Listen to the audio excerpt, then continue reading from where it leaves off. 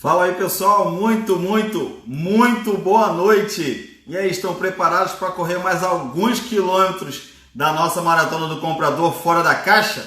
Isso mesmo, chegamos na live número 8 da nossa maratona e hoje a gente vai falar sobre gestão de projetos, gerenciamento de projetos aplicado em compras. E eu vou te dizer daqui a pouco por que eu acho isso tão importante e o quanto isso já foi relevante na minha carreira profissional. E hoje o bate-papo vai ser com o Ricardo Palhares. Ele que, além de ter uma consultoria nessa área de gestão de projetos e de inovação nessa área, não é só aquela coisa tradicional do PMI, do PMBOK, do Prince2, mas na verdade ele tem uma consultoria nessa área e ele é professor junto comigo na Live University, exatamente na área de gestão de compras, gestão de logística e supply chain. Ou seja, é unir as disciplinas de gestão de projetos dentro de compras e só ir pegando os resultados. Então eu vou dando boa noite para todo mundo que vai chegando aqui, porque enquanto está no começo eu consigo dar boa noite, depois fica complicado, começa a subir as letrinhas e começa a aparecer aqui o Star Wars, sabe? Star Wars no final do filme, aquelas letrinhas, eu já não consigo dar boa noite para todo mundo. Então já vou dar boa noite aqui para o Ricardo Palhares, que já está na área. Gratidão imensa, meu amigo, ter você aqui comigo. Dá uma boa noite aqui para Liliane Corrêa, que chegou agora, para a Cláudia também, que chegou agora, sejam muito bem-vindos, para Maria, para o Alexandre Jovito, parabéns Jovito, parabéns, linda sua filha, estou apaixonado, parabéns, a paternidade é o melhor presente que Deus poderia te dar, meu amigo, meus parabéns, ela é realmente linda, parabéns, meu amigo. Dá uma boa noite aqui para a Laine também e para todo mundo que está chegando agora. Daqui a pouco eu vou dar os recadinhos para vocês. Enquanto vocês fazem o compartilhamento da live, apertando a gaivotinha aqui na frente, né? Tem um pontinho de interrogação e do lado tem a gaivota. Compartilhe essa live com o maior número de pessoas para a gente trazer todo mundo para cá. Não é mesmo, Christian? Boa noite, Christian. Maninha também, boa noite. Casinha Ferreira, boa noite também. Renato Osório, boa noite para você. Vamos chamar o pessoal para cá, enquanto o Ricardo está aquecendo lá do outro lado da tela. Eu vou chamando a galera aqui nos grupos de WhatsApp. Então vou mandar mensagem para todo mundo aqui dos grupos de WhatsApp que a gente já está no ar, que a gente já está ao vivo. Enquanto eu faço aqui no notebook, você faz aqui no Instagram, apertando exatamente a gaivota. Apertou a gaivota, vai aparecer aquela galera toda, tudo azulzinho, para você apertar e chamar todo mundo para cá. Ah, mas o pessoal da minha família, os meus amigos, nem todo mundo trabalha em compras. Mas eu vou te dizer, gerenciamento de projeto. As 9 disciplinas de gerenciamento de projeto são aplicáveis em qualquer profissão, em qualquer carreira. Pode trazer para cá, que a gente vai jogar tudo para dentro de compras, mas é aplicável para qualquer carreira. Vai sair daqui 9 horas da noite muito melhor do que entrou. Rede social não é só para entretenimento. A gente entrete também, mas a gente aprende aqui no nosso canal no Estratégia de Compras. Eu estou mandando a mensagem aqui para a galera do WhatsApp. Já estou com a mensagem pronta aqui. Vem todo mundo aqui para a live, que eu já estou com o Ricardo Palhares e a gente já vai começar. Deixa eu ligar aqui o ar-condicionado, que o Rio de Janeiro está com sol para cada um aqui, pessoal. E aí, agora eu vou compartilhar com todos os meus amigos aqui, a nossa live de hoje. Estou muito animado. Esse é um assunto que eu sou apaixonado, então vou interagir demais com o meu amigo Ricardo Palhares. Então estou chamando todo mundo para cá. A Lúbia, a Daniela, o Márcio, o Tiagão já está na área, o Rafa, a Bárbara, o Sandro, a Débora Johanna, que esteve aqui com a gente, o Samuel, a Alessandra. Vou chamar o Sandro Souza, que teve uma participação comigo aqui na semana passada, falando de liderança. Trazer a Alessandra, minha aluna da mentoria, a Vitória, o Ramon, o Léo Ferreira, a Regina já está na área, chamar a Regina já está na área, o César Lomba, Liliane, Jaqueline, vou falar um pouquinho da Jaqueline para vocês rapidinho, que é o evento que eu vou participar essa semana. Isabela Latini, que esteve aqui comigo semana passada falando de criatividade, foi sensacional, muito legal. E com a Isabela Latini, ela me concedeu uma aula bônus na segunda turma da mentoria que vai começar em novembro. Então, quem tiver na turma de mentoria já vai assistir essa aula com a Isabela Latini sobre criatividade. Ela que saiu de Lisboa, agora foi morar na Itália para se aprofundar mais sobre esse assunto, criatividade e inovação, e vai dar uma aula bônus para a gente na segunda turma da mentoria. Deixa eu chamar a Eliane, o Fábio, a Jaqueline, a Adriana, todas as minhas alunas, Rafaela, a Bia, chamar todo mundo para cá, Thay, Moisés, Ebert, a Mônica Josiane, que é uma pessoa de RH sensacional, que deu uma aula bônus para mim, para minha turma de mentoria, sobre como turbinar o LinkedIn. Gente, foi sensacional e eu vou tentar convencê-la a dar essa aula de novo na próxima turma da mentoria. Deixa eu chamar a Andréia, que foi quem ganhou a consultoria de carreira comigo na semana passada. Andréia, boa sorte nessa nova empreitada aí, que você que voltou para o mercado de trabalho aí, que voltou para uma empresa top, igual você estava antes. Parabéns, vamos que vamos. Chamar o Eduardo, o Fabrício, a Vânia, o Daniel, o Roberto Caran, que esteve com a gente também na segunda live da Maratona do Comprador Fora da Caixa, trazendo as habilidades e competências que as empresas estão realmente buscando nos compradores. Ele que é presidente da Associação Brasileira de Profissionais de Compras e fala todo dia com CEOs, com VPs, com diretores de suprimentos, de supply chain, trouxe para a gente essas habilidades na segunda live da Maratona do Comprador Fora da Caixa. Se você não assistiu, elas estão gravadas no IGTV. Então você vai lá nos destaques, você vai ver lá Fora da Caixa, e todas as lives estão lá, vão estar disponíveis para vocês, tá bom? Se perder, é só lá assistir. Então estou trazendo todo mundo para cá, a Flávia que está sempre com a gente, a Rosiane, a Juliana Simplício, todo mundo, Léo Mamute que está sempre com a gente, o Matheus, a Adélia que ganhou a revisão de currículo. Eu fiz a revisão de currículo da Adélia, fiz uma porção de observação para ela vai me mandar de volta, vou ver se ficou bem bacana, aquele currículo que dá vontade de ler, e vou dar o ok para ela gerar um PDF, correr atrás do sonho dela. Chamar a Ariela, minha grande amiga, a galera do Café Comprador, o Rui que esteve aqui com a gente também, chamar todo mundo para cá, Fabiano, a Lília Cideira que esteve aqui sexta-feira, dando uma live deliciosa sobre inovação. Foi fantástico, eu já falei para ela, próxima turma sobre inovação e design thinking, eu tô lá na primeira fila, ninguém me segura, minha inscrição já tá acertada. Chamar o restante da galera para cá, chamar o Renato de Paula que vai estar com a gente aqui na quarta-feira. Então isso aqui, galera, é uma aula, hoje é uma aula, é uma masterclass, vamos chamar assim porque o nome da moda é masterclass, e o Ricardo vai vir arrepiando aqui. Tá bom? Então, papel e caneta na mão, que hoje é para sair daqui aprendendo quais são as principais ferramentas de gestão de projetos, o que você pode fazer com ela, além de outras coisas interessantíssimas que o Ricardo, no dia dele como consultor de empresas e professor universitário de MBA, pode trazer para a gente aí em primeira mão. Uma live como essa nunca teve na área de compras. Sabe por quê? Pouca gente entende que gestão de projetos é 100% aplicável em compras. Eu vou te dizer já o porquê. Deixa eu dar alguns recados importantes. Hoje a gente vai falar de gestão de projetos. Amanhã a gente vai falar de automação de processos. Se liga nisso. A gente vai falar de automação de processos aplicada em compras com Herman Soares. Herman Soares também é consultor, trabalha numa outra empresa chamada Infotech, e tem uma pegada forte em tecnologia. Ele já esteve comigo numa outra live sobre um outro assunto e eu trouxe ele para falar de automação de processos. A gente que tem tanto medo de automatizar a área de compras e a gente ficar desempregado, calma. Tem muita notícia boa para você pegar amanhã com o Herman e comigo sobre automação de processos. Hoje a gente vai falar um pouquinho sobre isso com o Ricardo, vai dar uma pincelada e amanhã a gente completa com o Herman sobre automação de processos amanhã, 8 da noite.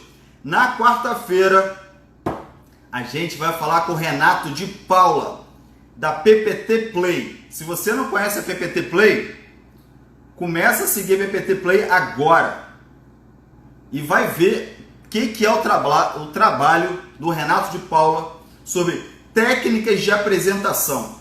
O Renato me deu a chance de participar junto com a minha turma de mentoria, me deu de graça uma masterclass no YouTube, mostrando pra gente o quanto é simples ágil e prático, fazer uma mega apresentação no PowerPoint e te dando técnicas de apresentação em público.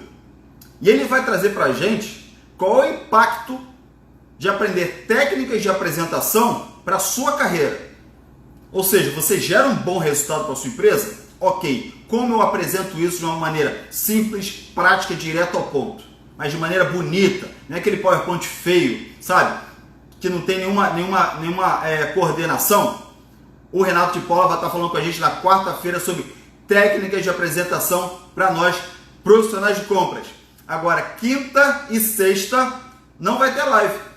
A quarta-feira acaba a nossa maratona. Só que não, e eu vou falar dessa surpresa só no final dessa live com o Ricardo Palhares. Se segura, que eu já fechei. Para fechar a semana com chave de ouro, a maratona vai ficar mais extensiva. Já fechei mais 2 lives, quinta e sexta. Se prepara, não sai daí para você saber. Beleza? Aguenta aí, deixa esse segredo entre a gente.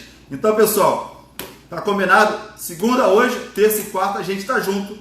Quarta-feira tem um convitezinho para antes.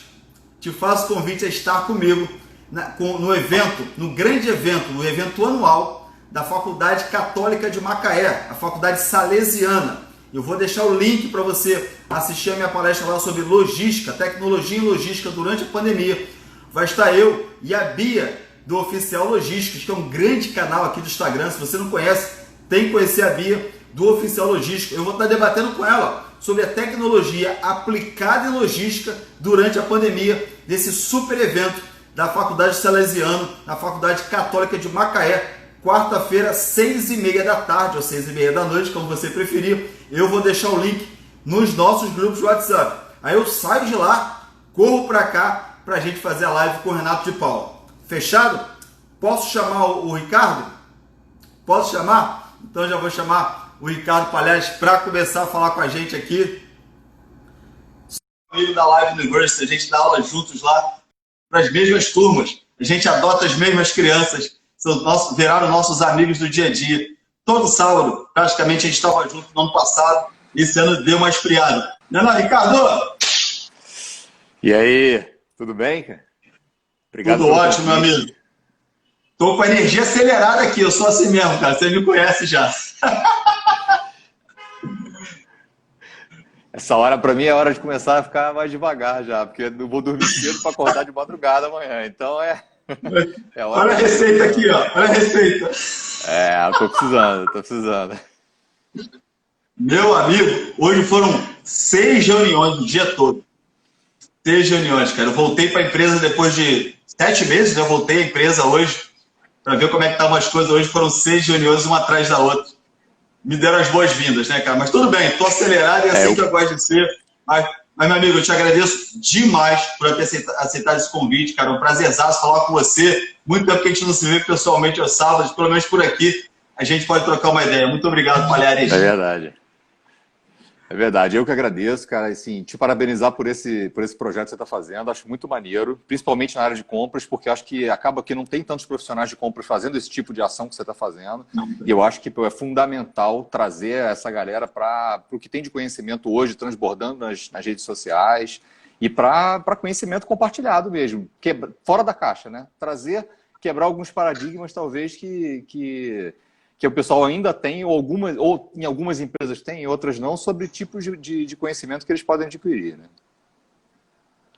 Perfeito, cara. E a intenção da maratona, né, você que vem acompanhando aí, é muito legal. O Ricardo não veio só pro dia dele, né? O Ricardo tem estado aqui comigo, participa, né? Tá sempre aqui assistindo, isso é muito bom, porque você viu, né, cara? Assim, eu tenho trazido profissionais de áreas fora da área de suprimentos para falar pra gente, olha só, você está dentro da sua caixa de compras, beleza, você tem muito que aprender aí, mas tem um mundo aqui fora de informações, conhecimentos periféricos, que você, conseguindo esses conhecimentos, catapulta a tua carreira, catapulta os teus resultados, cara. E eu posso dizer, Ricardo, eu sou filhote de gestão de projetos. Se eu não me engano, acho que eu já falei isso para você, eu fui fazer gestão de projetos e trabalhava em projetos. Aí a empresa me custeou um MBA. Pô, ótimo. Me aprofundei naquilo ali. Fui um dos melhores alunos, sim, porque eu gostei demais daquilo. No meio do caminho, eu caí em compras. Me tornei gerente de supply chain no meio, quase no final, de gestão de projetos. Só que eu não era profissional de compra. Aí eu falei, caramba, gente, eu preciso continuar estudando, eu não posso parar de estudar, eu tenho que terminar o MBA, tenho que defender tese e tal, TCC. E no meio daquele negócio todo eu terminei, e o meu gestor, o novo gestor da empresa, que veio da Austrália, um gringão, me chamou um dia na sala dele, me ligou, eu estava em Niterói trabalhando, me trouxe para o Rio, perguntou para mim, ô Rosa, você não se formou nesse negócio de gestão do projeto? Eu falei, sim, acabei o MBA agora. Esse troço é caro, né? Eu falei, é caro. E colocar em prática. Eu falei, gostaria, seria muito bom. Então, eu quero que você desça lá no segundo andar. Tem um grupo lá de 6 ou 7 compradores, está uma zona. Organiza aquela bagunça. Foi exatamente isso. Bota em prática o que você aprendeu. Meu amigo, eu entendi o ambiente, que a gente faz isso em projeto, entendi o ambiente, entendi os stakeholders, e minha missão o que foi? Integrar, fazer integração de engenheiros, eram 10 engenheiros ou 11, para 6 compradores. Eles não sabiam onde estava a demanda deles, com quem estava a compra. Cara, a única coisa que eu fiz, entre aspas, a única coisa, foi fazer uma integração, uma gestão de comunicação. E a gente tinha uma reunião, Ricardo, que era segunda-feira de 9 da manhã a 1 da tarde, com engenharia, compras, tudo misturado na zona. Em 3 meses, essa reunião acabou. Acabou. Todo mundo sabia com quem falar, o negócio foi andando. Digo para você, o meu nome fez assim, ó. O diretor da engenharia me agradeceu pelo trabalho. Eu falei, pô, parece eu fiz alguma coisa simples, sabe? Pegar a ferramenta, botar no lugar certo, usar a ferramenta que ela te dá resultado. Por isso que eu gosto tanto de gestão de projeto, falo com brilho nos olhos, cara, porque eu acho que é assim mesmo, né, Ricardo? É isso aí. Então, assim, você falou algumas coisas que são até gancho para eu puxar alguns assuntos aqui, né? É muito comum que a gente esteja nas empresas e alguém pague para a gente um MBA ou um treinamento de gestão de projetos, né? Isso é extremamente comum. E uma das abordagens que eu faço é que, assim, isso, em algumas vezes, até é um pouco cruel, que você dá o treinamento, a pessoa volta para o trabalho e você fala, cara, agora resolve o problema sozinho aí. E na verdade, assim, em parte ele não consegue fazer isso. É importante as empresas entenderem também de que ela tem que se adequar aos processos, adequar os processos da empresa justamente para que funcione a gestão de projetos. Que às vezes você sozinho não consegue fazer aquilo funcionar. Em parte você consegue, você melhora a sua atuação. Mas tem uma outra parte que você não faz se a empresa também não enxergar que você precisa organizar outras coisas. Criar uma carteira de projetos, fazer um planejamento de mais longo prazo, entender que existe uma participação e um papel do diretor ali, aprovando estratégia, validando, discutindo contigo. Então, existem papéis inseridos ali dentro que não são só do gerente de projeto e do cliente dele interno, né? E isso, muitas vezes, as empresas não veem. E continuam achando que o resultado da gestão de projetos é, pô, ruim, eu paguei um treinamento para esse cara não decolou. E talvez não decole nunca, né? Ainda mais se for para o mundo ágil. Se for para o mundo ágil, então, eu preciso adequar mais ainda. Assim, o ágil pede até uma organização diferente, pede uma estrutura mais horizontalizada, pede uma formação em squads, uma organização em squads. Então, por que as startups usam muito gestão ágil? Porque elas têm uma estrutura organizacional diferenciada, mais horizontalizada, mais com mindset de squads, menos aquela coisa de vertical e com muitos níveis, né? E aí você começa a ter, na verdade, uma facilidade de você adequar esse tipo de modelo de gestão, né? Sim. Não, e as outras empresas podem fazer assim, isso. Eu vejo muito assim, vão aplicar as ferramentas de ágil, ferramentas de planejamento, de organização. Eu falei isso outro dia, aí vamos fazer uma OBEA, aí bota o OBEA. Aí o OBEA, que é um negócio para durar meia hora, straight to the point. Ó, isso aqui é teu, não entregou, é para amanhã, tá hora. Vira uma reunião em pé. 1 hora, 2 horas. Quer dizer, pegou uma ferramenta que dá resultado, jogou dentro de um caldeirão, com tudo que já está morto lá de cultura, de processo, e quer resultado. Ah, não, essa ferramenta não funciona. Não é que não funciona, né? Não teve um monitoramento, o planejamento, o monitoramento, o ciclo PDCA da própria ferramenta em utilização, né? É verdade, é verdade. E, assim, a gente fala, tem uma coisa que eu gosto de abordar até nas minhas aulas, é assim, o mercado está falando de metodologias de gestão de projeto, metodologias ágeis. Eu não gosto muito desse termo, não. Eu acho que assim, o próprio Scrum, que é uma delas, ele se coloca como um framework.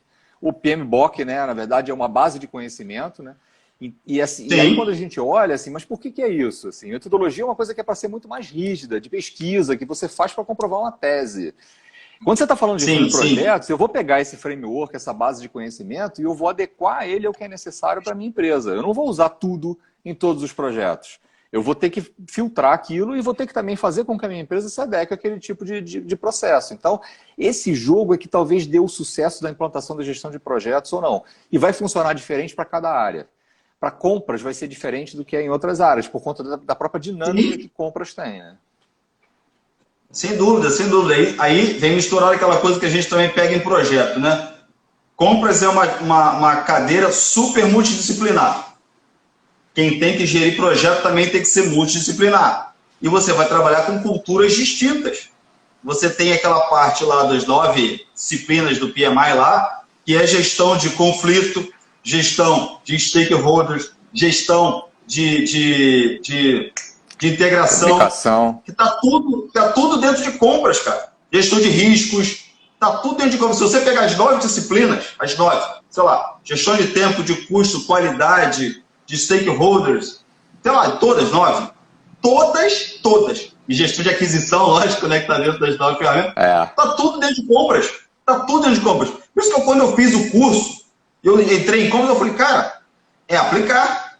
É aplicar o negócio. Total. Encaixa total. É perfeito, cara. E aí tem um ponto que, assim, você ainda encontra algumas empresas com uma coisa muito característica, ainda é muito reativo no processo de compras. Está muito trabalhando hack to pay, né? Está esperando uma requisição de compras para você fazer o trabalho. E aí eu acho que tem uma virada de chave grande, né? Se você sempre esperar uma requisição, se você sempre fizer compra baseada na requisição, você sempre tem um prazo curto para atender e você nunca faz um trabalho proativo ali. E aí você começa a virar. Se eu começar a fazer um trabalho proativo, se eu entender qual é a matriz de gastos da minha empresa, se eu entender quais são os riscos, qual é o perfil de fornecedor, se eu entender qual é o cenário econômico, o que isso pode afetar no fornecimento da minha empresa. Se eu tiver um cenário todo desse alinhado com as áreas, eu começo a fazer um planejamento de projetos para o ano, para o semestre, aí a periodicidade é bem característica de cada empresa, o que for mais dinâmico, né? E aí eu começo a fazer um planejamento de projetos aonde eu vou tentar virar a chave, quer dizer, deixar de ter a minha área tão suscetível a demandas, que aí você fica afogado tentando responder ao Hack to Pay, e na verdade você tenta trocar isso por projetos. E aí eu vou trazer uma base de fornecedores já preparado para eu mandar o pedido, eu não vou ter que selecionar o cara na correria, eu vou trabalhar contrato para conseguir reduzir a quantidade de compra spot que eu faço, e aí, mas isso é muito característica do tipo de compra que você está fazendo, né? Existem segmentos que não trabalham muito com contrato, né? Então, eu vivi uma situação, por exemplo, na Olimpíadas, que a gente fazia muita compra de alimentos, né? Era o restaurante da Vila dos Atletas. E ali, cara, era uma característica difícil de fazer contrato. Era alto volume, a gente precisava ter estoque, reposição de estoque diária, porque o volume era gigantesco, funcionava 24 horas por dia o restaurante. E, na verdade, você tinha que ter sempre um backup ali para qualquer situação de consumo acima do que a gente tinha planejado. Eu tenho que acionar um backup e tenho que fazer um esquema para entrega na vila de emergência, né? Então, Isso foi durante o teu trabalho nas Olimpíadas, na Vila dos Atletas, foi isso?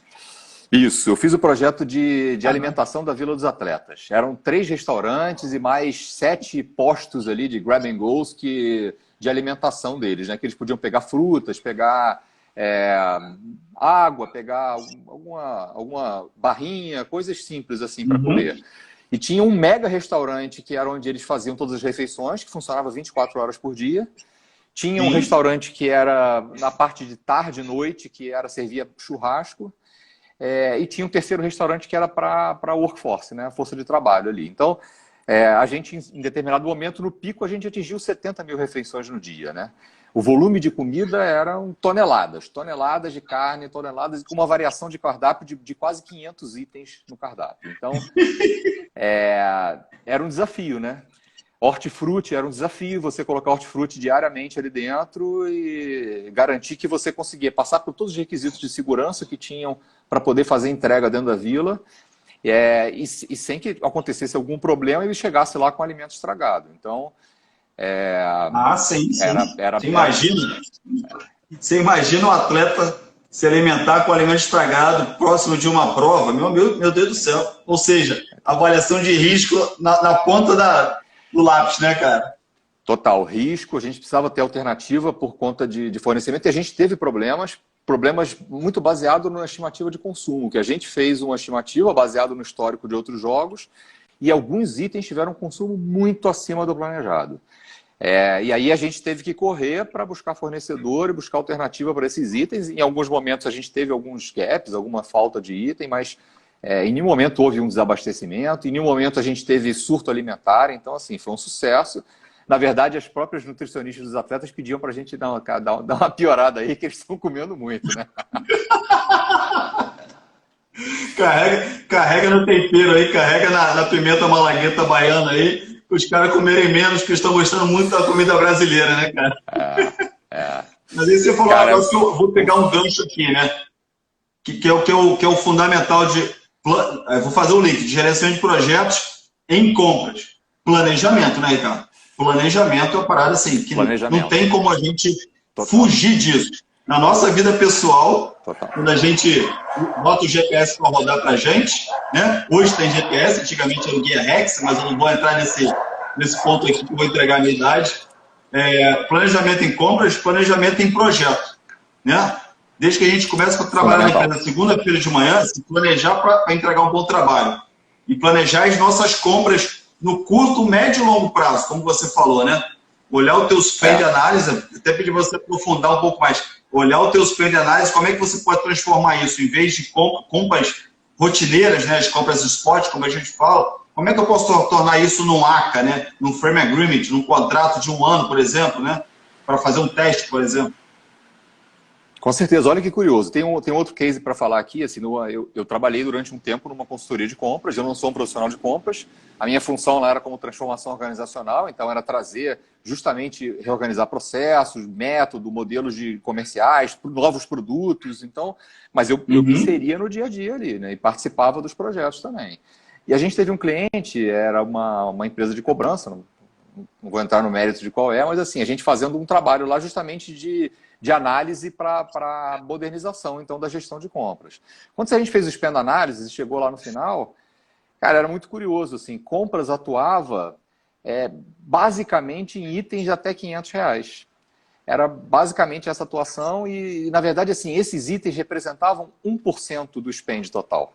Quer dizer, bem operacional, uma área que não apresentava valor, na verdade, para todo mundo criticando, porque não dava conta das demandas, mas só comprava miscelânea. Então, compra miscelânea e agora a percepção do pessoal, pô, mas você está comprando caro. Se eu vou aqui no Mercado Livre, eu compro essa caneta aqui mais barato do que você está fazendo de cotação. Aí você fala, pô, mas eu estou fazendo a compra corporativa, eu não posso fazer compra em qualquer lugar ali, né? Eu nem sempre vou no Mercado Livre. Então, assim, mas qual é o papel de compras ali? Eu realmente devo atuar nesse 1%, nessa miscelânea que representa 1% do meu gasto total? Ou isso aqui eu trago uma solução, trago um catálogo, trago alguma coisa e vou trabalhar realmente no que representa matriz de gasto, representa a curva ABC ali. Muito forte no A ou no B, né? O A e B.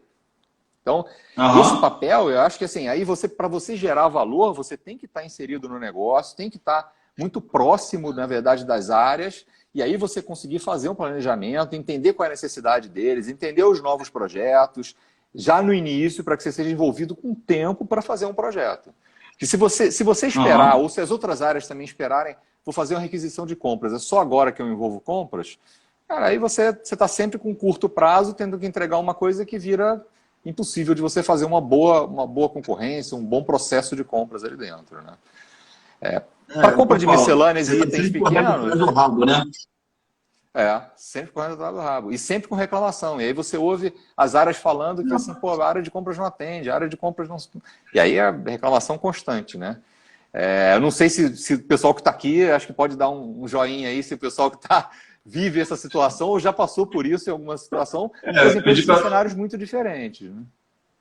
Tem cenário diferente, mas o que eu falo para a galera, você puxou um negócio muito interessante no início, né? As empresas, às vezes, investem no funcionário porque é um mérito mesmo dele, porque é uma forma de mantê-lo na companhia e tal. Deixa eu só dar uma bronca na galera. A galera sabe que aqui não tem esse papo de mãozinha assim, não. Aqui tem um alvo, que é o nosso... Ô, João Vitor, ainda mais você, João Vitor. Você é velho aqui já no...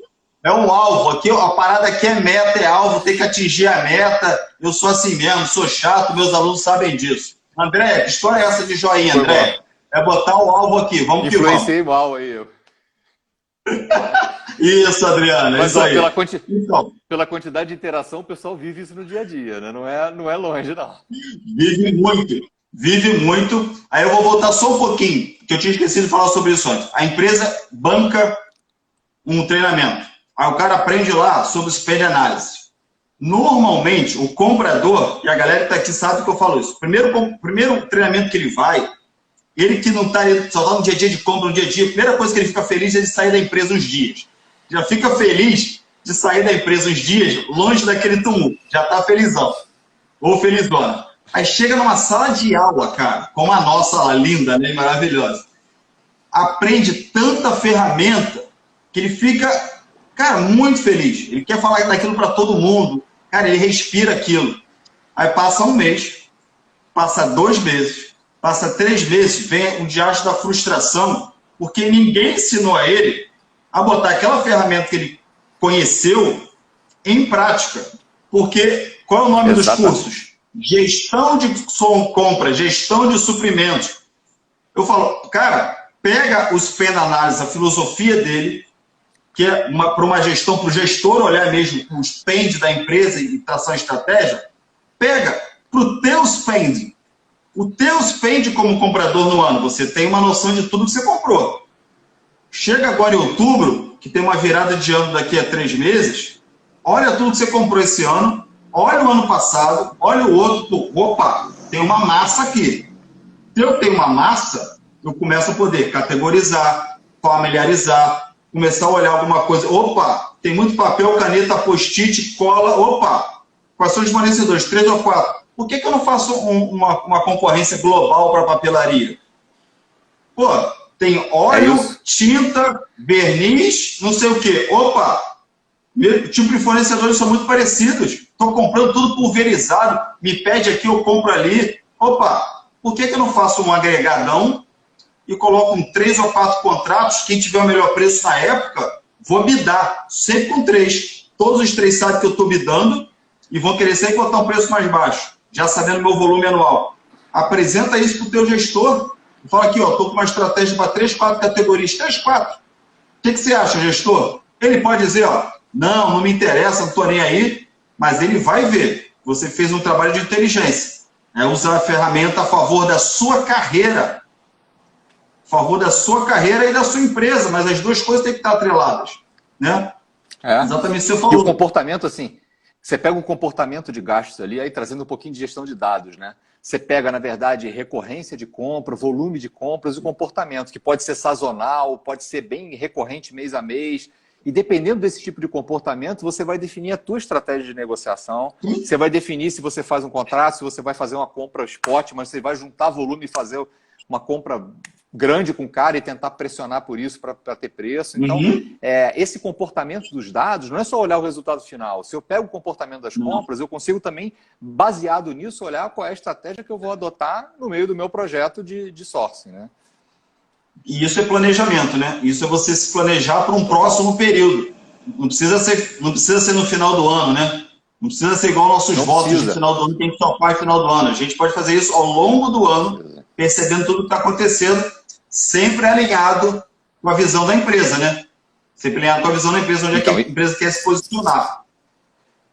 Tem um ponto que é importante para trazer para isso. Assim, a gente está muito acostumado a fazer planejamento anual. Ou às vezes você faz um planejamento estratégico que é para 3 anos, para 5 anos. Só que a gente vive uma situação de mercado onde os ciclos estão diminuindo. Os nossos produtos, eles ganham mercado muito rápido com a tecnologia, principalmente quem trabalha em empresas de tecnologia. Você ganha mercado muito rápido, você pode perder muito rápido. Então tem produtos que a gente começou a bombar, máquina fotográfica digital, GPS, MP3, que hoje praticamente não existe. Então, assim, imagina um desafio para as áreas de negócio e imagina isso para a área de compras, que você tem que acompanhar a dinâmica das áreas de negócio. Você tem que entender que os ciclos deles são menores. Então, às vezes, fazer um planejamento anual, quando eu estou chegando no projeto daquela área, aquilo já está ficando obsoleto. Então, talvez eu tenha que fazer planejamentos em ciclos menores mesmo. Ver o que é mais importante para a empresa, pegar ciclos de 3, 6 meses, focar naquilo e definir metas de mais curto prazo, né? Mas atacar o que é realmente mais importante. Mas sempre assim, tentando se antecipar à visão da requisição. Eu tenho que me envolver antes da requisição chegar, a requisição de compra chegar a mim. Isso é o que a gente chama de gestão de relacionamento, gestão de stakeholders, né, cara? Gestão. Eu tenho que aprender sobre gestão de pessoas. Eu não gerencio ninguém, não. Nós, na área de compras, nós temos que gerir os nossos relacionamentos, né? Igualzinho num projeto. O cara que é o gestor do projeto, ele tem que gerir relacionamento o tempo inteiro com a área financeira, compras, requisitante, engenharia, HSE, qualidade, o cliente, as interfaces com as áreas do cliente. Então, o gestor está olhando tudo ali de helicóptero. Nós, da área de compra, precisamos gerir os relacionamentos para que a gente possa entender o que o outro lado requisita. E será que 2, 3 áreas estão querendo a mesma coisa ou similares ao mesmo tempo? Só vou saber disso fazendo o quê? Perguntando e me relacionando. Né? Eu brinco sempre com o pessoal, mas é uma parada que eu faço direto, cara.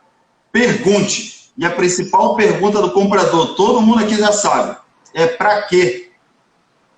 A nossa função na empresa... Para quê? Tem que saber. Eu peguei um livro chamado Execução, do Rancharan, botei na minha mentoria, estudei esse livro com todo mundo, mudando 2 coisas no livro, Ricardo. Eu mudei a primeira pessoa do singular e a primeira pessoa do plural. E onde aparecia eu, ou nós, ou então era o líder, o presidente da empresa, eu falava assim, muda essa pessoa aqui por eu, pessoa física eu, ou comprador. O líder deve fazer isso, eu falo assim, não, muda para o comprador deve fazer isso para mudar o mindset de compras para execução. Aí eu peguei uma frase lá que dizia assim, o líder, o gestor, deve ter como a missão facilitar ao máximo a tomada de decisão. Pô, isso é compras. Tudo que a gente faz é para facilitar uma tomada de decisão assertiva e rápida, ágil, para que o nosso requisitante, quando olha ali 3 cotações, no mínimo, né? 3 cotações, ou só uma, ele olha, tem certeza que foi feito um bom trabalho, check, vai. E não ficar te perguntando a opção de coisa, já tem todas as informações. Você foi no mercado, você pegou informação interna, você entregou um pacotinho com uma cerejinha em cima do bolo, e o cara falou, opa, não tenho pergunta para te fazer. Ou eu vou fazer algumas que eu tenho dúvida e você dá a resposta. Então, nós de compra somos agregadores de informações para tomar de decisão ágil, como você falou, porque o mercado está pedindo agilidade, que é diferente de rapidez, né? Que é diferente de rapidez, agilidade com assertividade, né, Ricardo? É isso aí, é isso aí. Deixa eu voltar num ponto que você falou ali, desse relacionamento com as áreas. Vou trazer um exemplo legal que eu passei e só alguns anos depois é que eu consegui entender realmente, né? Lá para os anos 2000, 2001, alguma coisa assim, eu tive um projeto no Ministério das Relações Exteriores, lá em Brasília, né? Minha época de TI ainda. Minha formação é de TI e a gente estava fazendo um projeto de modernização tecnológica lá. E aí a gente conversando lá com o terceiro secretário lá, que era o responsável pelo nosso projeto, ele estava contando um pouquinho da vida deles, da carreira deles ali, né? E aí ele falou assim, cara, 50% do nosso trabalho, do tempo que a gente tem de trabalho, é dedicado a relacionamento. Os outros 50% a gente faz trabalhando no dia a dia aqui. Aí, pô, na época a gente ficou assim, cara, pô, o cara trabalha 50% do tempo, como assim? Bom, gera uma revolta, né? Aí você para pensar e fala assim, na verdade, assim, eles têm como diplomacia, eles têm um exercício interno até, uma coisa de evolução de carreira que tem um timing. Se ele passar daquele tempo, ele não passa para segundo secretário, para primeiro, para conselheiro, e não vai chegar na função principal, que é ser um ministro, que é ser um diplomata. E aí o relacionamento faz todo sentido ali dentro. Se eu trouxer isso para gestão de projetos, é a mesma coisa, assim. A gente, por conta, muitas vezes, de sobrecarga e de muita demanda, a gente começa a focar muito na parte técnica. Eu vou planejar, vou controlar a tarefa, vou fazer um status report, vou mandar aquilo. E aí você foca pra caramba na parte técnica, mas você não tem tempo de fazer o relacionamento, a diplomacia. Você não vai, às vezes, ter a conversa olho no olho. Você não vai entender o que está acontecendo na área, quais são as pressões que ele está sofrendo. Você está ali afogado na sua mesa, esperando chegar e-mail, com 200 e-mails na caixa de e-mail. E aí você não consegue fazer essa parte. Isso é fundamental na gestão de projetos. É por isso que eu falo que isso falta um pouquinho, às vezes, a estrutura da empresa perceber também, porque a gente bota um gerente de projeto cuidando de 10 projetos, cuidando de 20 projetos, e o cara não vai fazer a parte de relacionamento. E aí você começa a ter alguns gaps, alguns problemas ali. Ele não controla a expectativa do cliente, ele não se aproxima do cliente, ele não consegue trazer o que está acontecendo no dia a dia, as dificuldades deles e entender as dificuldades do cliente. E aí não adianta a gente ter todo o treinamento técnico, saber fazer isso, certificação e não sei o quê, se eu não faço a parte que é comunicação, relacionamento, tudo isso, cara. Isso é fundamental, né? Para mim foi um aprendizado e tanto depois de alguns anos eu reconhecer isso que ele contou lá atrás e falar, pô, isso faz toda a diferença no dia a dia, né? E, cara, você falou uma palavra que é chave em compras, que é chave, eu vou trazer um exemplo meu breve, cara. Expectativa. Entender a expectativa do outro. A nossa vida profissional ela é relacional. Antes de mais nada, ela é relacional. A gente está trabalhando atualmente em home office. Ah, estou sozinho, mas tem um mundo lá do outro lado, né? Com quem a gente se relaciona. Qual é a expectativa do seu requisitante, do seu solicitante com aquele pedido? Aí a gente em compras, vou tirar por mim, eu, Leonardo Roda, mindset na veia de saving. Fui trabalhar numa empresa para montar uma política de suprimento, uma startup.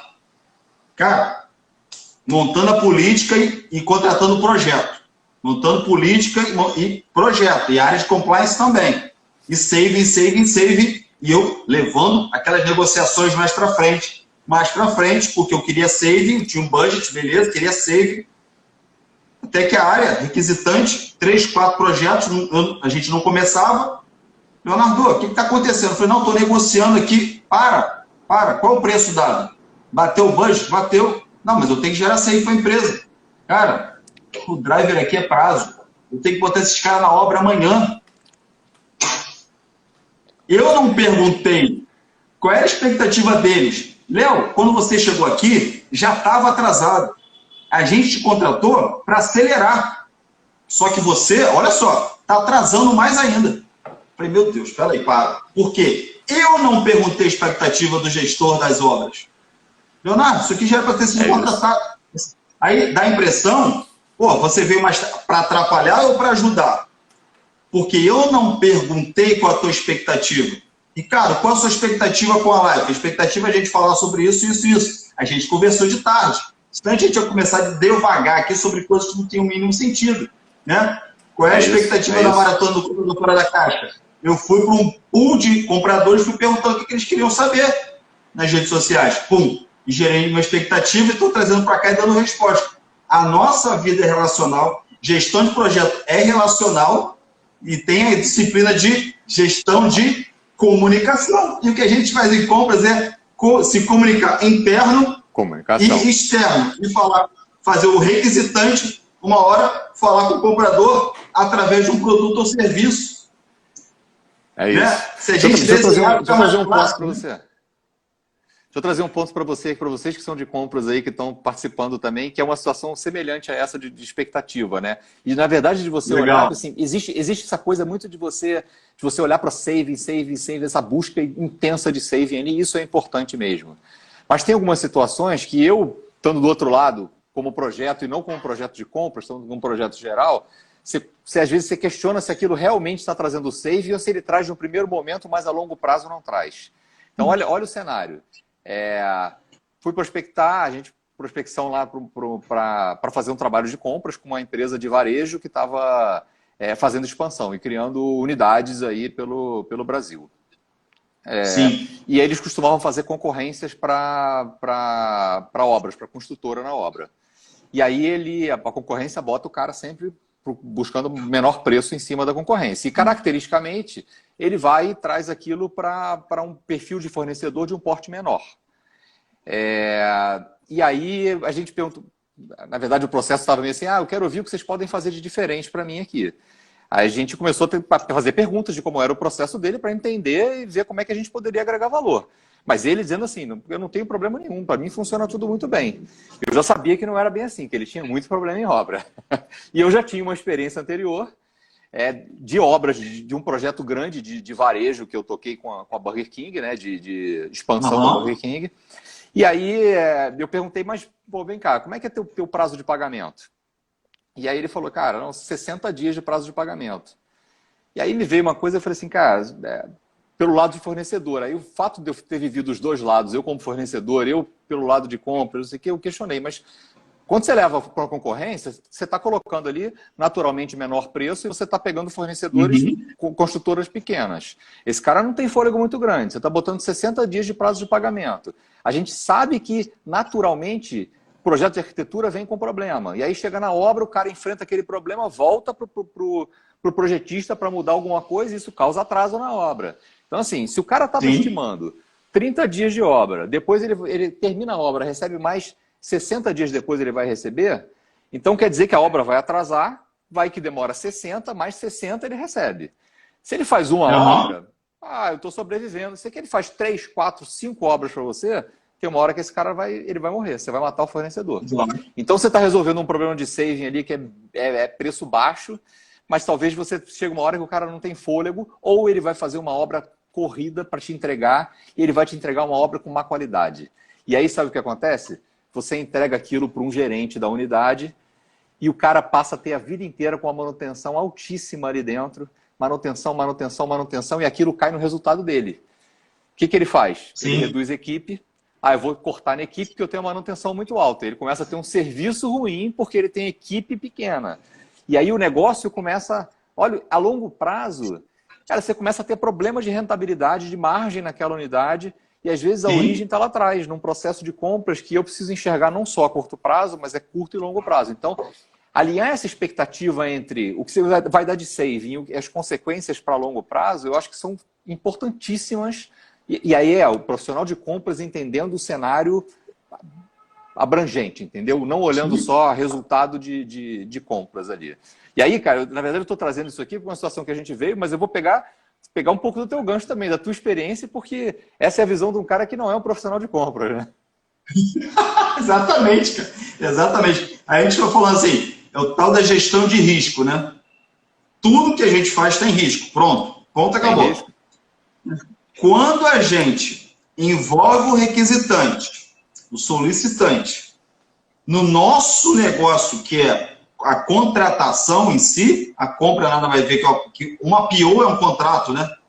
Tem duas partes assinando um papel escrito, termos e condições, é um contrato. É um contrato, ponto e acabou. Há uma assinatura eletrônica, um ok no SAP, é um contrato. Ponto, legalmente é um contrato.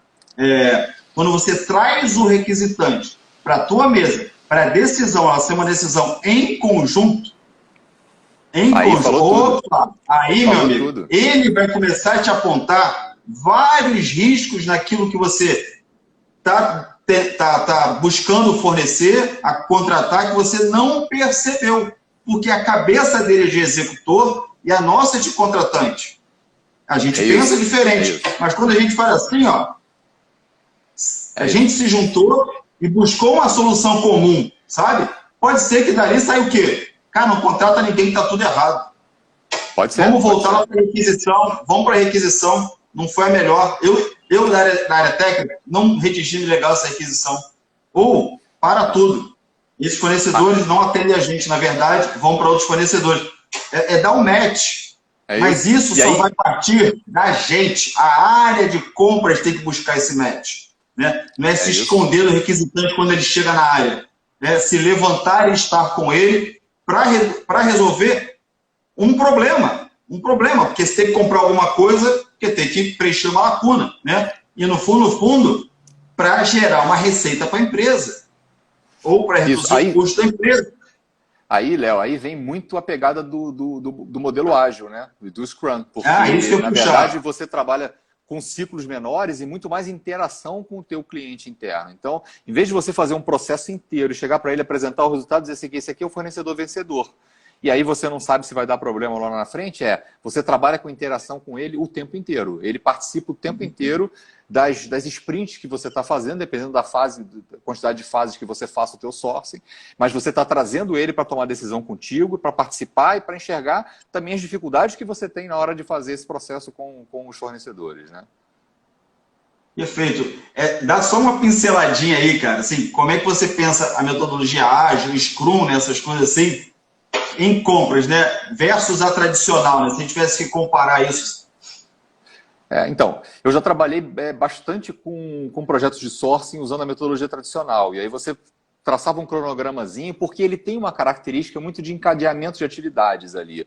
Ou pelo menos de Sim. fases. Você vai fazer uma fase inicial de levantamento da categoria, de análise, de estudar mercado, ir a mercado para receber alguma resposta, você vai para cotação, você vai para negociação, depois às vezes você passa por uma homologação de produto ali dentro. Mas a gente pode transformar isso, na verdade, usar essas grandes fases, fazer um híbrido, na verdade, entre o ágil e o tradicional, e eu pegar essas grandes fases que são do sourcing, só que dentro da fase, em vez de eu já definir um conjunto de tarefas ali regrado, eu paro no início de cada fase dessa. Então, a gente vai fazer agora a cotação. Cara, reúne a equipe. Como é que a gente vai fazer o modelo? Então, vamos lá. Quais são as tarefas que a gente tem que montar aqui? Vamos montar o edital, vamos definir as regras de edital, vamos discutir com o cliente as regras do edital, vamos definir o prazo, vamos definir... Aí você vai montando várias atividades ali e vai arrastando elas num Kanban e interagindo com o usuário de como você quer fazer funcionar aquilo ali dentro. Se a gente trouxer para a fase anterior, na hora que eu estou fazendo o levantamento, cara, vou analisar contrato, vou analisar a data de vencimento, vou analisar cláusulas contratuais, vou analisar o volume, vou analisar o perfil de consumo que eu tenho, vou analisar o mercado. Você vai desdobrando isso em várias atividades e distribuindo entre a equipe, e aí cada uma vai dando resultado e acontecendo em paralelo, ou às vezes, por conta de você não ter uma equipe tão grande, você vai fazendo uma atividade depois da outra. Mas esse miolo ali, ele passa a ser muito mais dinâmico do que simplesmente você montar um conjunto de 6 atividades e fazer com que o pessoal siga elas sequencialmente, entendeu? Então Entendi. usa as grandes fases do sourcing, mas o miolo dela, essa microatividade, define na hora junto com o usuário, faz ele participar, faz ele acompanhar aquilo. Outra coisa que eu gosto de usar, eu usei muito tempo, e era o que tinha no mercado, o Project para a gente fazer planejamento de atividades. Sim. E o Project hoje, quer dizer, em termos de planejamento, é o software mais utilizado no mundo. Mas ele não traz uma coisa que é essa colaboração, é um ambiente interativo onde você lida com todo mundo que está participando ali.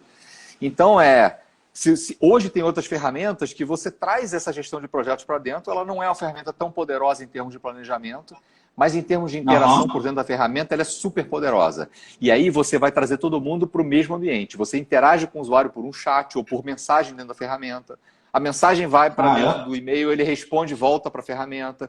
Então você passa a ter um ambiente de projetos interativo, onde está todo mundo entendendo o que está acontecendo no projeto. E aí entra um ponto que eu trago bastante, que funciona para projeto, mas funciona para a live de amanhã, que é da automatização de processos, né? Que é o seguinte, cara, a gente hoje usa o e-mail como uma ferramenta para tudo. Então, ali dentro eu faço comunicação, tem vários processos que são tratados por e-mail, porque você não tem uma ferramenta para tratar. Então, tem muita empresa que tem o Hack2Pay dentro do RP. Mas e o atendimento ao fornecedor? E o atendimento ao usuário? E o usuário que pede uma cotação só. Ele não quer um processo de compras inteiro, ele quer só uma cotação. Ele quer só uma pesquisa de mercado. Você tem diversos processos que o cara hoje, ele quer saber que status está aquilo. Ele te manda um e-mail, ou ele te liga, ou ele vai lá e bate no teu ombro e para você. Então, assim, o teu processo Hack2Pay demora pra caramba, mas você é interrompido 500 vezes, tem uma caixa postal com 200 e-mails pedindo várias coisas. E aí você não consegue medir e otimizar a produtividade porque tem vários processos sendo tratados por e-mail. Cada um tem uma visão diferente em relação a isso. Essa é a minha visão. Amanhã eu acho que vocês vão ter uma visão talvez melhor ainda dessa em termos de automação. Mas assim, isso é uma das coisas que eu acho que traz muita ineficiência. Se eu trouxer o e-mail, esvaziar ele e trouxer o que é processo para dentro de uma ferramenta de processos, onde eu faço priorização, não sou eu definindo a priorização, é uma priorização definida pela ferramenta, todo mundo trabalha na mesma, onde eu consigo realocar a equipe de acordo com o volume de demandas, onde eu consigo definir qual é o processo certinho, padronizar, que é uma das coisas mais difíceis que tem. Se eu trago isso para esse jogo, eu começo a ter compras fazendo como um prestador de serviço para a empresa e com uma cara diferente, quer dizer... aí é uma coisa que eu, como consultor, fico pensando assim, pô, as áreas internas de back-office da empresa, elas têm que se colocar como prestador de serviço. Porque aí eu vou me preocupar assim, como é que eu atendo meu cliente, qual é a percepção dele, como é que eu organizo meus processos, como é que eu organizo meus projetos, como é que eu faço o relacionamento com o cliente, como é que eu meço a satisfação dele, porque eu, como consultor, tenho que trabalhar tudo isso. Se as áreas de back-office da empresa, e aí eu estou colocando, eu sei que back-office muita gente não gosta do termo, mas Mas assim, na Não, mas prática, é isso. Então, assim, eu como TI, eu como projeto, eu como compras, eu fui back-office a minha vida inteira. E, cara, eu consegui fazer alguns trabalhos muito relevantes, me colocando como um prestador de serviço e me colocando pensando assim, se eu fosse uma empresa terceirizada e fizesse isso aqui, eu teria um desafio muito maior para fazer. E aí é a gente começar a se provocar de como é que eu, compras, posso ser diferente se eu me colocar como um prestador de serviço. Apesar de você ser interno, você se colocar como se fosse uma empresa terceirizada, né? Pensa nisso. Tem muita coisa que tem oportunidade para fazer ali. Cara, é perfeito, é perfeito. Eu insisto muito nisso. Se imagina como um prestador de serviço, né? Um americano tem muito isso, né? Ele presta serviço para a própria empresa que ele trabalha. E ele tem os seus próprios índices que ele precisa perseguir para buscar a satisfação dos seus clientes internos. Então, eu preciso perseguir isso de tempos em tempos. E se eu vejo oportunidade de melhoria no meu trabalho, provavelmente seja uma possibilidade de melhoria do departamento. Aí, como eu trabalho muito com gestão de carreira, por que você não pega isso, bota no envelope, apresenta para o seu gestor? Olha só, durante um tempo, eu percebi esses pontos aqui de melhoria, não é de problema. Aí, como você se comunica com o seu gestor? Porque de problema, o problema é dele. Oportunidade de melhoria do nosso setor, que poderia gerar maior produtividade. E eu, estudando as ferramentas tratastais, eu tenho uma ideia, eu queria propor para você, meu gestor. Deixa eu te propor. Olha como a tua visão, tua experiência e tua visão fora da caixa pode te dar uma pancada na tua carreira. E ele falou assim, gostei. Vou falar com a minha amiga aqui. Gostei, Yasmin. Yasmin Sodré, gostei da sua ideia. Eu gostaria que você desenvolvesse um pouco mais para a gente fazer um piloto aqui na nossa área. Começando por você. 1, 2 ou 3 aqui para ver como é que roda. Gostei desse negócio. Você precisa de mais alguma coisa além disso? Eu preciso de uma ferramentazinha aqui, tem uma demo que eu posso usar, sem custo, cheio de demo aí. Posso usar um tempinho sem custo para a gente poder testar. Olha aqui, ó. Você já saiu da cadeira do comprador para uma cadeira de pensador, pensando melhor para a empresa. Cara, então assim, tem muita coisa que a gente pode fazer fora da área de compras, dentro da área de projetos, como você está falando. Aprender um pouco mais de metodologia ágil, como você fala. Aprender mais de Scrum, entre outras e outras coisas, para a gente pensar diferente. Cara. Ferramentas para fazer, para usar como modelo, como gestão, né, e interagir com o usuário sem que você precise estar em reunião o tempo todo. Então, assim, a gente está falando de método, a gente está falando de forma de trabalho diferente, né, de planejamento, de ferramenta. Tem várias coisas que você pode trazer para essa gestão ali que eu acho que mudam a percepção que as pessoas vão ter do trabalho da área de compras, né? E aquela coisa, deixar de ser compras como reativo, que o Hack2Pay é um processo reativo, você espera uma demanda para você e você começa a ser proativo. Eu vou planejar, eu vou conhecer o perfil da empresa e eu vou começar a alinhar ações com os meus clientes internos ali, né? Acho que isso muda bastante já a percepção, né? Muda muito. Ricardo, a gente tem 2 minutinhos, a gente está chegando no fim da nossa live. Eu ficaria conversando com você a noite toda, porque é um assunto que eu adoro.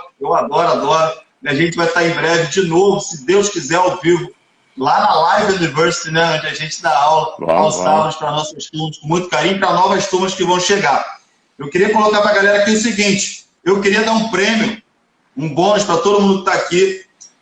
Assim como a Andréia ganhou uma consultoria de carreira, eu também gostaria de dar uma consultoria de carreira para todo mundo aqui. Então, eu vou pedir para o pessoal fazer um print da tela e eu vou sortear o print da tela nos nossos stories, que ficou mais legal, com uma dica que vocês pegaram. Então, faz um print da tela aí para a gente, vem do Ricardo, coloca lá, estratégia de compras, coloca também o link do Instagram do Ricardo Palhares e a dica mais bacana, eu vou presentear com 1 hora de consultoria de carreira, para o planejamento de carreira para o final do ano e para o ano que vem.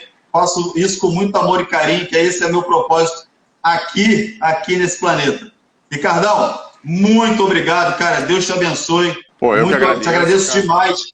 Cara, a minha turma de mentoria está à sua disposição e tudo que você precisar de mim, então, eu estou aqui, meu amigo. Vou fazer um jabazinho aqui também. Em breve eu tô lançando um também de gestão de projetos, justamente falando sobre essa abordagem de como implantar a gestão de projetos dentro da empresa. Bem prática. Então siga o Ricardo Palhares, pega essa dica dele, por favor, e tamo junto, meu camarada. Vamos voar. Valeu, obrigado, hein? Abraço. Valeu, meu Tchau, tchau, camarada. Anderson. Obrigado.